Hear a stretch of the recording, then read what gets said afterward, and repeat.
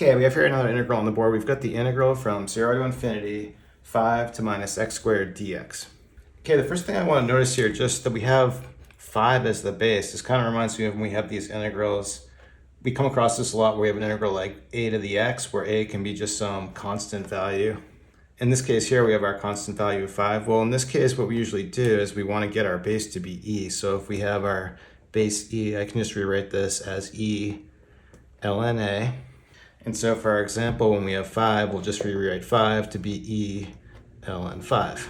So using this here, let's just rewrite the integral. So we'll put this back over here with the same bounds. Entering this, we're going to have e ln 5, but by exponent properties, I'm going to put this all together with the x squared. So I'm going to write it as minus ln 5 x squared dx. But now that it's in this form, you may notice this is starting to look a lot like the Gaussian integral. So we have our formula for the Gaussian integral over here to the right, or half of the Gaussian integral. And if we can get it in this form, we just know that this is going to be square root of pi over 2. Now we're really close here. We've got like everything in place, same bounds. The only trouble is this natural log of 5 here. So what I want to do is rearrange this to set up a u substitution. So rewriting this, what I can do to get this more in this form, I'll write this for ln 5, I'll write it as the square root of ln 5 times x, and then we'll have this all squared.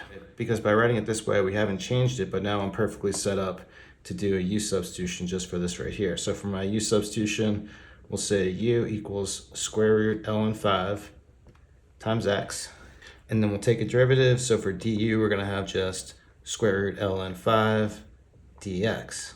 And I think what I'll do is just solve for this dx value. So for dx, just dividing by square root of ln 5 on both sides, we have dx is going to be du over square root ln 5. So I'll go ahead and make the substitution.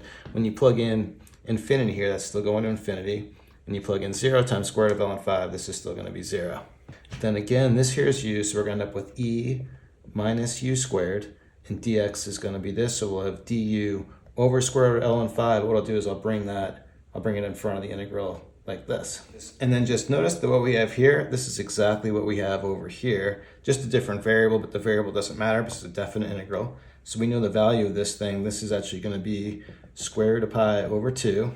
So putting this together, I'll write this, we'll have square root of pi, and then I'll have 2 square root ln 5. But I think I'll just rearrange this a little bit. So what I can do is put this all under 1 square root, have pi ln 5 here. But then I can bring the 2 inside the square root as a 4.